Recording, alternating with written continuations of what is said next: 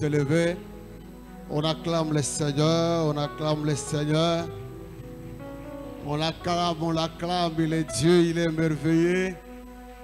Il t'a fait grâce ce matin d'être parmi les vivants. Amen, amen. Salut-moi à 3 personnes, te dis bonjour, comment ça va? La semaine, comment ça va? Gloire à Dieu. Waouh, c'est bon. Alors, avant qu'on s'assoie, on va lire un verset. Nous prenons la Bible, nous sommes dans Matthieu 5. Matthieu 5, 43 à 45. Nous lisons au nom de Jésus. Matthieu 5, 43 à 45, la Bible dit: vous avez appris qu'il a été dit, tu aimeras ton prochain et tu haïras ton ennemi. Mais moi je vous dis, aimez vos ennemis, bénissez ceux qui vous maudissent, faites du bien à ceux qui vous haïssent et priez pour ceux qui vous maltraitent et qui vous persécutent. Verset 45. Afin que vous soyez fils de votre Père qui est dans les cieux, car il fait lever son soleil sur les méchants et sur les bons, et il fait pleuvoir sur les justes et sur les injustes. Amen, amen. On peut s'asseoir, que Dieu vous bénisse. Seigneur, merci pour ce matin. Tu as voulu que je parle à ton peuple. Merci Seigneur, laisse que le Saint-Esprit prenne ces lieux, qui nous oriente, qui nous guide. Amen, amen. Ce matin, nous sommes en joie parce que Dieu a voulu que nous puissions vous parler ce matin. Je dis merci à mon Dieu pour cette grâce. Et surtout, merci à notre papa, Papa Béni Amouli, pour cette main de confiance qu'il a révélée encore ce matin à notre personne. Papa, nous sommes reconnaissants pour ça. Parce que vous êtes en train de nous former. Merci pour Maman Gloire. Je l'ai toujours dit, derrière un grand homme, il y a une grande femme. Merci pour les conseils, Maman Gloire. Merci à Papa Josué qui ne sait jamais de me prodiguer les conseils chaque jour. Amen, amen. Merci pour ta présence aussi à ce grand culte de ce dimanche. Ce matin, nous continuons à parler sur les signes de la maturité. David nous avait introduit, déjà il a parlé sur l'amour. Pasteur Josué, il a parlé sur savoir garder le secret. Et ce matin, Dieu a voulu que vous soyez parlé sur un thème que j'ai intitulé les pardons. Les pardons. Les pardons. Ce n'est pas facile, mais avec le Saint-Esprit, c'est possible. Alors nous voulons comprendre ou définir le mot pardon. Pardon, ça signifie, c'est une action de pardonner celui qui vous a offensé. Une action de pardonner celui qui vous a offensé. Le pardon signifie encore, c'est le fait de ne pas tenir ferme l'erreur de ton ennemi. Et en dernier lieu, le pardon signifie laisser tomber et continuer. Laisser tomber et continuer. Nous nous sommes rendus compte que la plupart des chrétiens se lamentent et parfois on taxe le diable de tous les maux pour rien. On se pose des questions pourquoi les choses n'avancent pas dans ma vie. Parfois on se dit c'est la sorcellerie familiale. Ce sont des liens de famille. Mais on oublie que quelque part nous-mêmes, nous sommes prisonniers de quelque chose. Pourquoi nous ne voulons pas pardonner? Le pardon, c'est un signe de la maturité. Quelqu'un qui sait pardonner, c'est un homme mature. C'est une femme mature. Le pardon, c'est quelque chose de grand. On nous a parlé pendant la Corinthe. Jésus a fait de nous des fils, des rois. Il nous a fait de nous des reines, des grands. Voilà pourquoi nous devons apprendre à pardonner. Parce que Christ à pardonner. Vous savez une chose et une réalité, la plupart des gens ont difficile à pardonner. C'est dur. Mais lorsque nous avons lu dans Matthieu 5, 43-45, c'est Dieu qui nous recommande que nous devons pardonner ceux-là qui sont contre nous. Nous devons pardonner nos ennemis. Mais, chose grave, actuellement à l'église, il y a déjà même dans l'église, ils ne se parlent pas. Même dans les départements, ils ne se parlent pas. Mais quand on vient ici, on allume les feux. On prie comme on veut. On peut jeûner comme on veut. Mais quand on regarde les cœurs, quelque part, tu as de la haine contre une personne. Quand on regarde les cœurs, quelque part, tu n'es pas prêt à pardonner. Il y a des couples qui viennent même le matin dans cette église. Mais ils ne se parlent pas. Je pose la question, comment est-ce que vous êtes en train de vivre dans votre maison? Comment est-ce que vous êtes en train de vous parler? Ce matin, ce message, Dieu a voulu que nous puissions parler au peuple de Dieu afin que nous puissions apprendre à nous pardonner. Voici maintenant les choses qu'il faut savoir sur le pardon. Les choses qu'il faut savoir sur le pardon. Les choses qu'il faut savoir sur le pardon. Les choses qu'il faut savoir sur le pardon. Premièrement, ta manière de pardonner les autres, c'est ce qui va pousser Dieu de te pardonner aussi. Ta manière de pardonner les autres, c'est ce qui va pousser Dieu de te pardonner aussi. Beaucoup de gens aiment qu'on leur demande pardon. Beaucoup. Mais pour réagir aussi, c'est tout un problème. C'est là que j'ai compris. Donc Dieu tient compte de notre manière de pardonner les autres. Dieu tient compte de notre capacité de comprendre l'erreur de l'autre. Parce que l'erreur est humaine. Personne ne peut dire qu'il n'a jamais connu une erreur. Personne ne peut dire qu'il n'a jamais commis un péché. Tous, nous sommes fautifs devant Dieu. Voilà pourquoi Dieu insiste. Nous sommes dans Matthieu 6. Matthieu 6, 14 à 15. Vous allez comprendre. Matthieu 6, 14 à 15. La Bible dit ceci. Si vous pardonnez aux hommes leurs offenses, votre Père Céleste vous pardonnera aussi. Mais si vous ne pardonnez pas aux hommes, votre Père ne vous pardonnera pas non plus vos offenses. Amen, amen. C'est une condition que Dieu donne. C'est-à-dire, pour que Dieu te pardonne, tu dois aussi pardonner d'abord ceux-là qui t'ont fait du mal. Pour que Dieu exauce ta prière, c'est une condition. Donc tu dois au départ pardonner ceux-là qui t'ont fait du mal. Mais qu'est-ce qui se passe à l'église de réveil? Les gens viennent à l'église mais ne se parlent pas, même se saluer. Pourquoi? Parce qu'on n'aime pas tel. La Bible dit et nous recommande. Nous devons prier pour nos ennemis, pour ceux-là qui ne nous aiment pas. Je me suis posé une mille questions quand je préparais ces enseignements.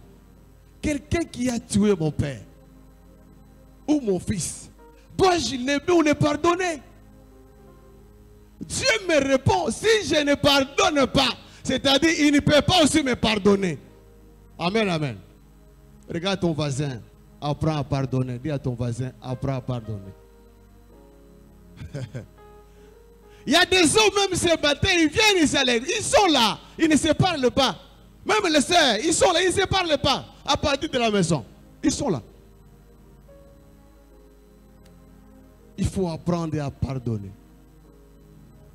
Surtout les papas, tout un problème pour pardonner la maman. C'est comme si c'est la maman qui commet les erreurs chaque jour. Non. Elle est comme toi. Pourquoi ne pas le pardonner comme toi tu peux aussi commettre une erreur? Pardonne à ton épouse, quelles que soient ses erreurs. Pardonne à ton mari, quelles que soient ses erreurs. Pardonne à ta soeur dans l'église, même à ton frère dans l'église. Pardonne à ton pasteur. Écoutez, Papa béni n'est pas un Dieu, il peut commettre une erreur. Il faut les pardonner. Mais il y a des gens qui gardent la haine contre peut-être lui, mais sans avoir vouloir venir demander pardon.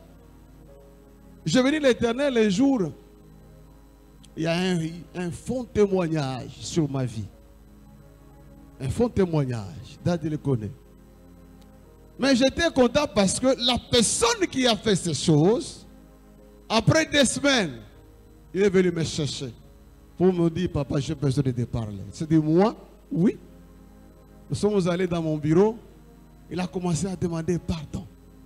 Papa, j'ai mal parlé contre toi. Je portais un mauvais témoignage sur ta vie. Et je lui ai dit que Dieu te pardonne. Amen, amen. Notez bien ceci. En fait, le pardon n'est pas un luxe, mais le pardon c'est une nécessité. Notez ça. Le pardon n'est pas un luxe, mais le pardon c'est une nécessité. Pourquoi nous disons que le pardon n'est pas un luxe, mon frère, ma soeur? Écoutez-moi bien. Il y a des gens qui s'enorgueillissent lorsqu'une personne commet une erreur. Il se dit, je vais montrer que je suis tel. Ce passé va comprendre. Tel va comprendre. Écoutez, dans la vie spirituelle, il n'y a pas de champion, il n'y a pas de connaisseur. Il ne faut pas te vanter parce que tel a commis une erreur face à toi. Il faut savoir pardonner. Le pardon n'est pas un luxe. Il y a des gens qui se croient être au-delà. Pourquoi? Parce qu'une autre personne a commis une erreur à son égard. Lui a causé du tort à son égard. Mais on n'arrive même pas à pardonner. On se dit, il faut voir. Il doit s'agenouiller. Moi, jusqu'au cimetière. Ou bien on va seulement se parler au ciel. Toi, tu connais ce qui se passe au ciel. Toi, tu connais ce qui se passe au ciel. Il y a des hommes même qui écrivent les erreurs de leurs femmes. Tel jour tu as fait ceci. Telle année, en 2000, oh, tout ça. Ils comptent. Qui n'a jamais commis une erreur? Ne prends pas cette occasion. Lorsque quelqu'un commet une erreur pour toi, ça devient une occasion pour t'enorgueillir. Akomona, Ngaï, tu vas voir. Et surtout nos femmes très compliquées. Si c'est que papa est infidèle, il va se fâcher. D'ailleurs, à l'entrée, c'est bon, vous allez constater que non, ici, il y a un problème. Elle met à manger à la table, elle ne vous parle pas. D'habitude, quand vous venez, vous accueillez calmement, chérie, à manger, vous êtes ensemble à la table. Mais vous vous sentez qu'il y a un problème ici. Eh bien, c'est pas à manger, c'est fini, il va en chambre. Mais un papa qui comprend, il est prêt à aller vers la femme pour dire qu'est-ce qui se passe? Qu'est-ce qui se passe? Est-ce que je parle à un papa ce matin? Amen. Est-ce que je parle à un papa ce matin? Les papas, quand ils causent les problèmes à leurs femmes, ils sont inquiétés. Parce que nous, les papas, d'habitude, bon, on vient le matin, on part, on sort le soir, on rentre fatigué. Mais la maman, elle est toujours là-bas. Mais tu peux commettre autant de bêtises, d'infidélité. Mais elle est toujours là-bas. Elle était patiente. Pourquoi lorsqu'elle commet une erreur pour toi, ça devient autre problème? Papa, apprenez à pardonner à ton épouse. Maman, apprenez à pardonner à ton mari. Voilà Pierre. Voilà demander à Jésus par rapport à tout ce que je vous parle. Il dit à Jésus, combien de fois dois-je pardonner? Est-ce que 7 fois? Là, nous sommes dans Matthieu 18, 21. Est-ce que 7 fois, Jésus va répliquer, il va donner la réponse pour satisfaire Pierre? Même pas 7 fois. 70 fois, 7 fois. Waouh! C'est dur. Lui, il croit que c'est 7 fois qu'on peut pardonner. Jésus réplique. Il lui dit, non, pas 7 fois, 70 fois, 7 fois. J'essaie de faire les calculs. 70 fois 7, au moins 490. Ah, c'est-à-dire, nous devons pardonner par jour 490 fois. Est-ce que tu l'as déjà fait? Je me rappelle quand on venait de se marier avec mon époux. Vous savez, les pardons ouvrent le ciel. Les pardons ouvrent le ciel. Les choses sont bloquées dans notre vie parce qu'on ne veut pas pardonner quelqu'un. On est contre une personne. On haït la personne. Jusqu'à aujourd'hui, tu ne parles pas à la personne. Sache que le ciel est fermé pour toi. On venait de se marier 6 mois après. Ah, ce n'était pas facile. Ce n'était pas facile. Le début du mariage, ce n'est pas facile. Et il m'a parlé. Là où j'étais, j'ai senti la tête bouger. Mais en tant que pasteur, j'ai compris. Et il a grondé. J'ai dit, chérie, pardon. Non, vous avez raison, vous excellez. Alors j'ai compris, je me suis dit. La même manière que toi tu fais ça. Quand nous sommes là dans la chambre, toi aussi un jour, tu vas tomber dans cette erreur. Comme Dieu est toujours bon, dis à ton voisin, Dieu est toujours bon. Il donne toujours la raison à la fin. 2 semaines après, elle commet aussi une erreur. Je venais d'une prière. Alors avec la grossesse, elle était fatiguée. Alors elle était en train de préparer. Il fallait que je l'aide. Alors j'étais distrait. J'ai regardé le film de Jack Bauer à l'époque. Alors il me dit, pasteur Nelson, pasteur papa, chérie. J'étais vraiment distrait. Je ne comprenais même pas. Oh, j'attends une voix qui sort là-bas, très loin. Commence à crier. Ah, Seigneur, ça c'est mon épouse qui parle. Ah. Alors je lui ai dit, ça, ce n'est pas le diable. Alors j'ai commencé à avoir cette habitude. Quand je vois ce comportement qu'elle n'a pas, je dis, ah, chérie, ça c'est le diable, il faut faire attention. Alors il a sur moi, il a parlé. Mais quand il a commis aussi l'erreur, je lui ai dit, vous voyez. Donc je réplique aussi. Que je parle comme toi tu as parlé ces jours-là. Mon frère, faites attention. Il faut savoir pardonner. C'est très simple. Amen, amen. Il dit pardonner 70 fois, 7 fois. Je me pose la question quand tu viens prier au nom de Jésus, le feu. Mais tu es en train d'haïr une personne, de critiquer une personne. Je crois que ça ne peut pas marcher. Papa, mais dans le cœur là, tu les critiques. Non. J'ai un témoignage. C'était en pleine culte. Une fille qui avait un problème.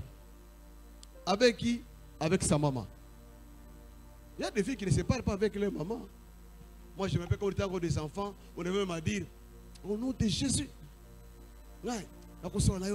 Au nom de Jésus. Au lapi. Non, c'est normal. La fille avait des problèmes avec sa maman. Elle ne se parlait pas avec sa maman. 3 mois, 4 mois. Un jour, en pleine culte, on est en train de parler sur le pardon.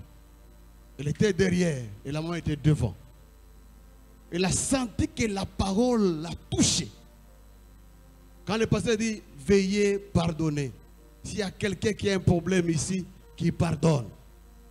Regarde papa, regarde maman. Elle était là-bas, derrière, elle a commencé à pleurer. Donc le Saint-Esprit l'a touchée.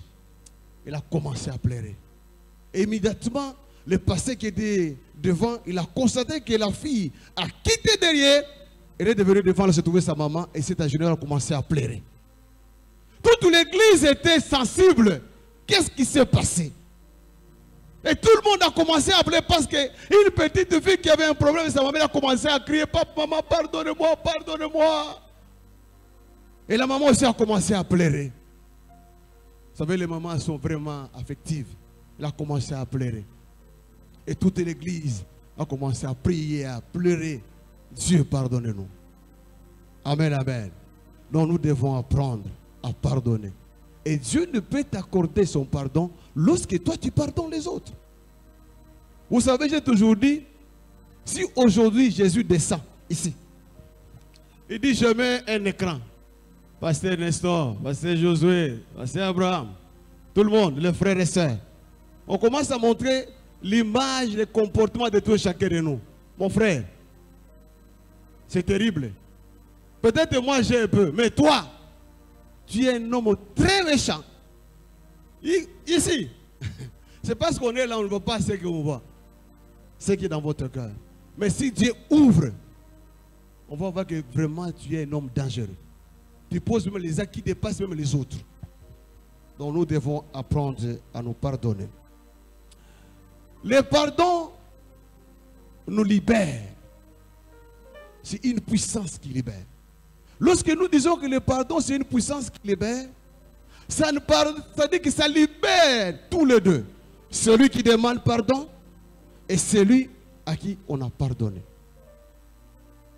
Vous sentez que vous êtes libre. Vous êtes libre. Amen, amen. Deuxièmement, qu'est-ce que nous devons savoir à ce qui concerne les pardons? Le pardon, c'est un acte qui ramène la paix. Le pardon, c'est un acte qui nous amène la paix. Nous allons lire. Nous sommes dans Romains 12, 18. Romains 12, 18. Nous allons lire au nom de Jésus. La Bible dit ceci. Si possible, autant que cela dépend de vous, soyez en paix avec tous les hommes. Voilà pourquoi la Bible nous recommande. Regardez dans Psaume 4, 23. La Bible dit, nous devons garder notre cœur de toutes mauvaises choses. Parce que du cœur d'où viennent les sources de notre vie. Nous devons avoir un cœur qui est en paix avec tout le monde. Les pardons, dès que tu libères les pardons, tu vas te sentir toi-même tu es un peu libre.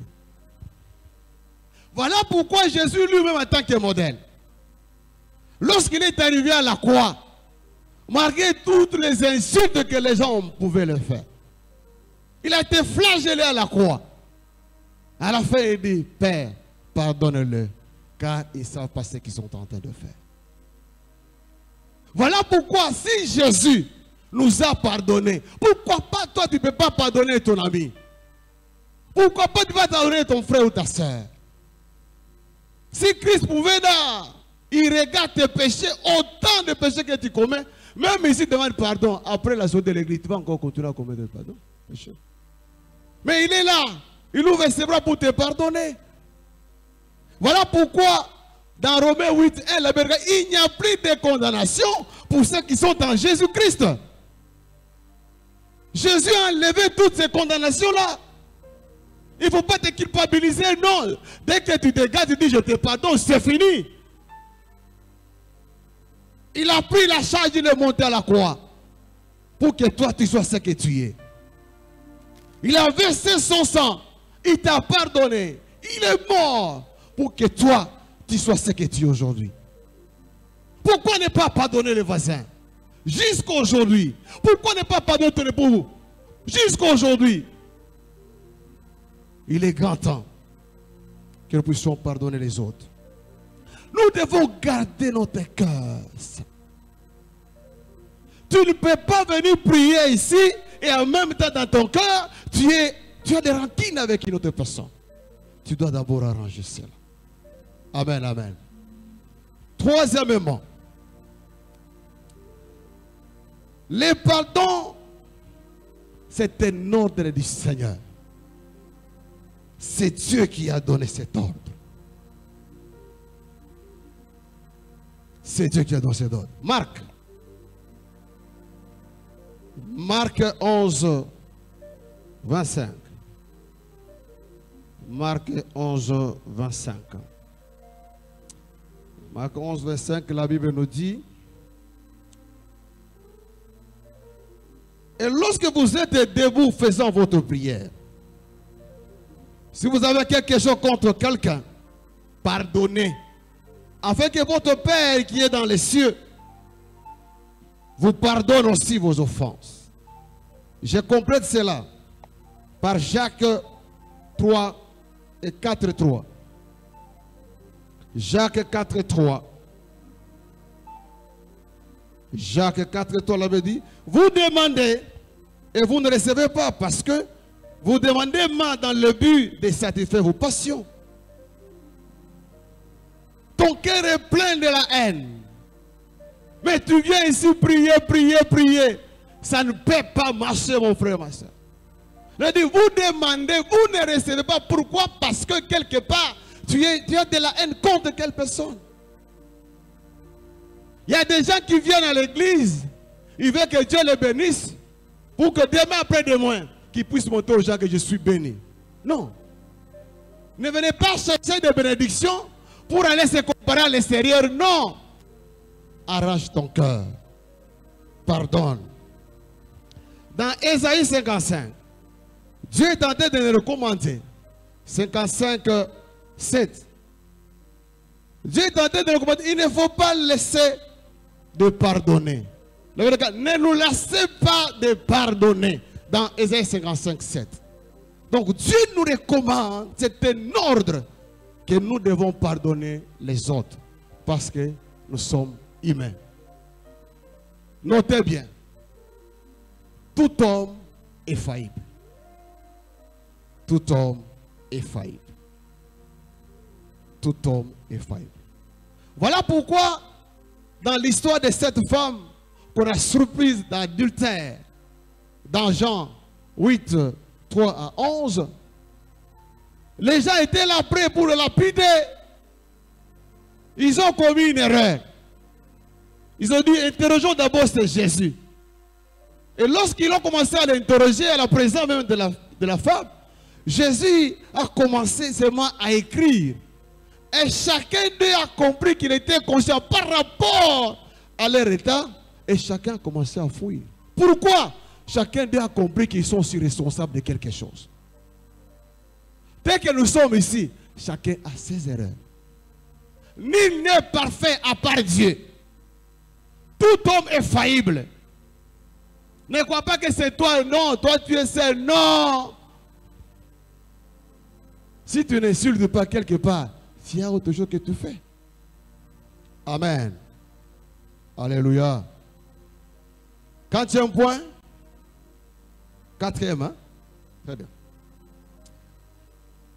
Les pardons nous libèrent l'action du Saint-Esprit. Les pardons libèrent l'action du Saint-Esprit. Nous sommes dans 1 Corinthiens. 1 Corinthiens, on y va, Seigneur Jésus. 1 Corinthiens 12, 13. 1 Corinthiens 12, 13. La Bible nous dit ceci. Nous avons tous, en effet, été baptisés dans un esprit pour former un seul corps, soit juif, soit grec, soit esclave, soit libre. Et nous avons tous été abreuvés d'un seul esprit. Mon frère, nous avons reçu un seul esprit. Il n'y a pas, oh, l'esprit de Bangala, non. Oh, l'esprit de Bangala, non. Un seul esprit. Nous tous nous avons été scellés par un seul esprit. Ce qui fait qu'aujourd'hui, quand vous regardez dans l'église, par rapport aux années antérieures, dans les années, je crois, 1990, là où le réveil a commencé, on ne prêchait que sur les pardons, sur la repentance. Mais actuellement, nous sommes là, c'est seulement Zoyayo, Okotombouam. Nous semblons oublier la clé qui peut déclencher votre miracle. Aujourd'hui, le Saint-Esprit n'est pas en mouvement. il n'agit pas comme ça a été. On n'a plus de miracles authentiques comme ça a été auparavant. Pourquoi? Parce que le Saint-Esprit n'a pas de la place. Nous sommes dans l'église. Oh, le chef là, il est là-bas, le pasteur, entouré seulement des bas. Je ne vais pas citer les noms ici. Seulement les bangas. Seulement, non.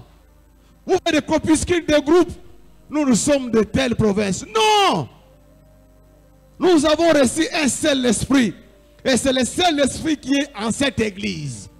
Ouvrons nos cœurs. Et le Saint-Esprit va prendre la place. Et il y aura un mouvement, les miracles vont s'opérer.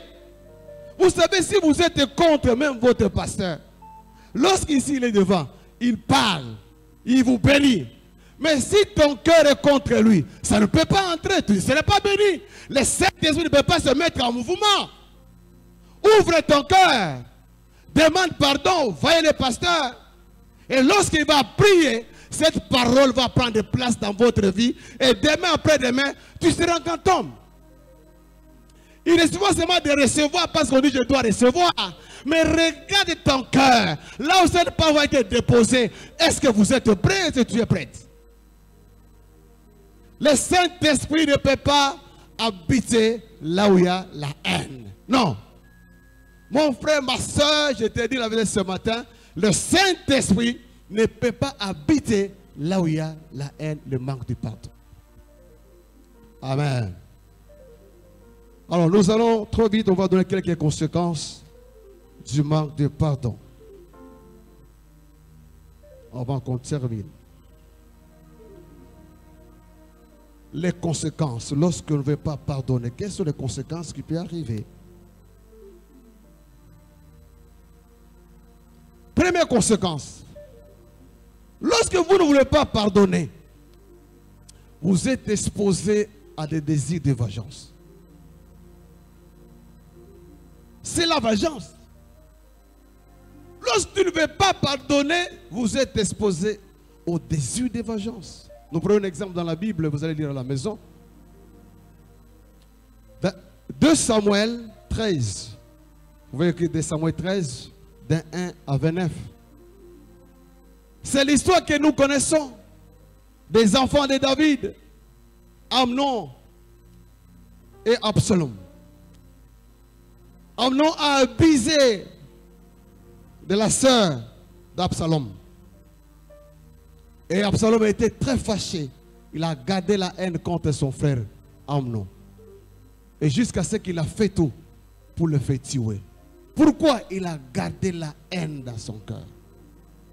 Parce qu'on a déshonoré sa sœur Tamar. Mon frère, il n'y a pas quelque chose de difficile de pardonner. Non. Quelle que soit la faute qu'on peut faire, Dieu nous recommande de pardonner. Dans Romains 12, 19, Dieu est en train de dire, à lui seul appartient la vengeance et la rétribution. Romains 12, 19. Ce n'est pas à toi de te venger. À Komona, il va voir. Non. Laissez à Dieu de faire son travail.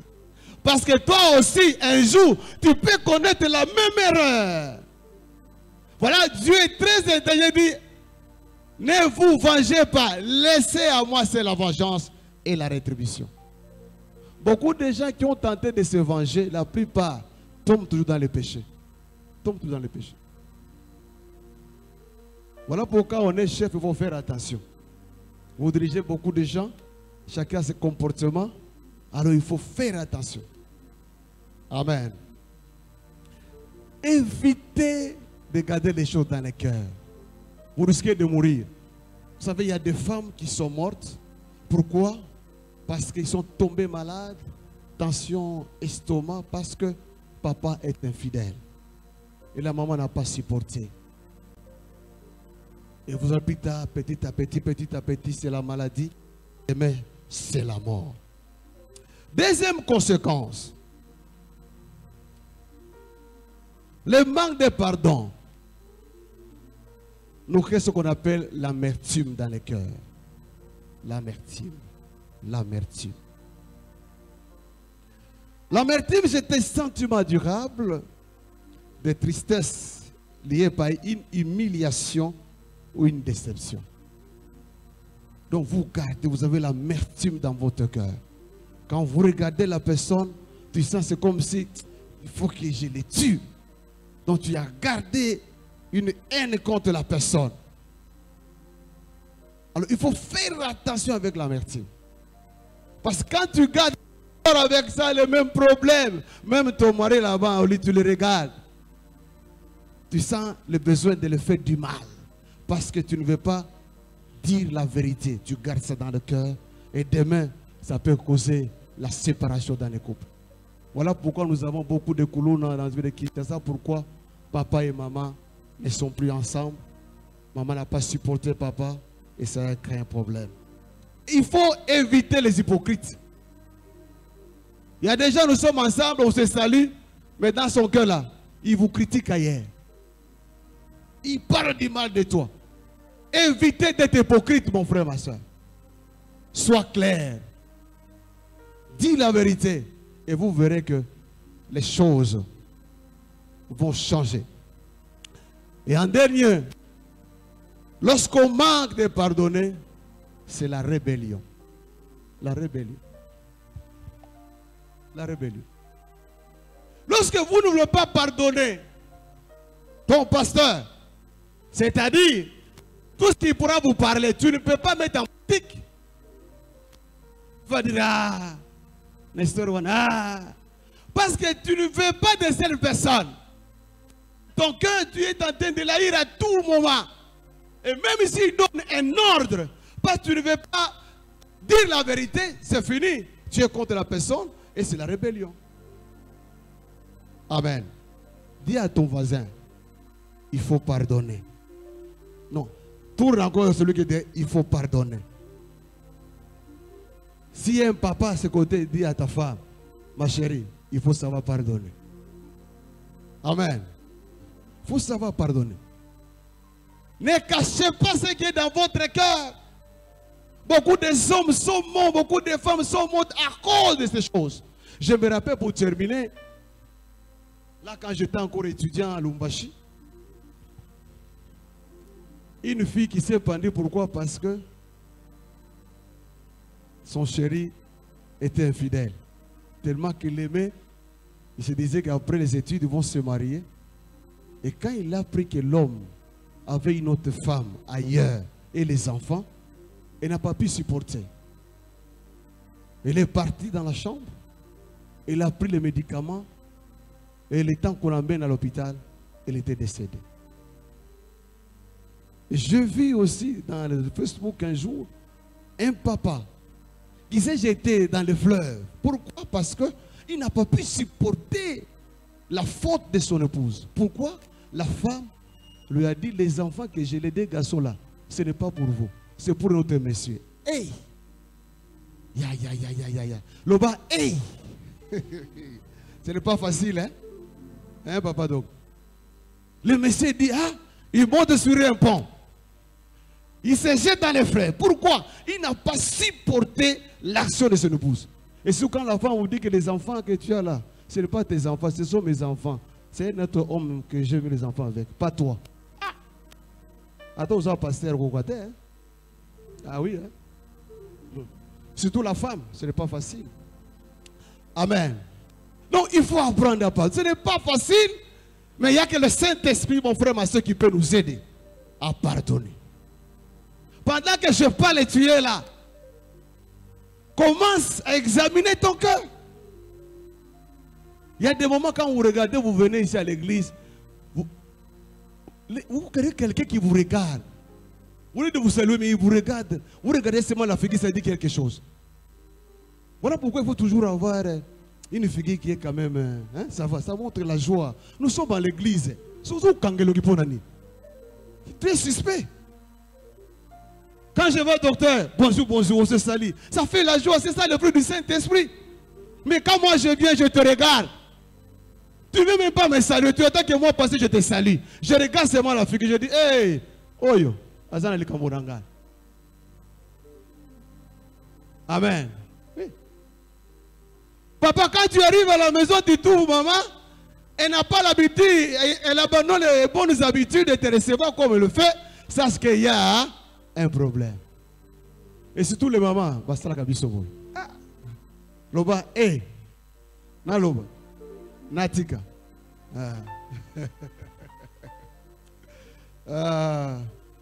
C'est un problème de trouver toujours, la maman est fâchée. Elle se dit, je ne dors pas dans la chambre, c'est au salon. Au savoir, on comprend, on sait que c'est pas. Écoutez, bon, les célibataires,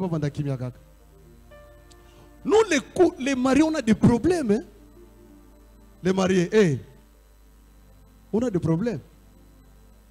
Si maman est fâchée, ma cambognon sur le baby. Baby totalement. Les papas sont là. Voilà pourquoi je vous conseille ce matin. Papa, il faut cultiver ce sens de pardonner. Pour éviter qu'il y ait séparation un jour. Pour éviter que maman, demain après demain, ne meure. La plupart, ce sont des mamans qui meurent hein, à cause de déceptions. La plupart. Elle ne supporte pas. Elle est toujours à la maison. Un jour, je vais terminer par ce témoignage. On m'a amené un couple là. Il y avait un problème. Tout simplement. Vous savez pourquoi? Parce que la femme, elle supporte Barcelone. Barcelone. Et l'homme, c'est Real. Alors, ils sont en train de regarder la télé. La femme, Barcelone, les maris. Il faut faire attention, hein. Oh, Mazembe, oh, Vita. Ce n'est pas facile, hein. On est en train de regarder le match. Barcelone marque. La femme commence à sauter. Hey, Bomoni, ça commence par là. Premier mi-temps terminé. 1-0. Barcelone a gagné. Deuxième mi-temps. Un but partout. Oh, l'homme saute aussi. Vers la fin du match, Barcelone marque. You know, ce jour, même Foufou Badi a quitté. Discussion et bandit. Discussion et bandit. L'homme dit, toi, tu veux jouer avec moi, je vais te taper. Oh, au monde, c'est au Wanaka Bongo. C'est au monde ici. La femme dit,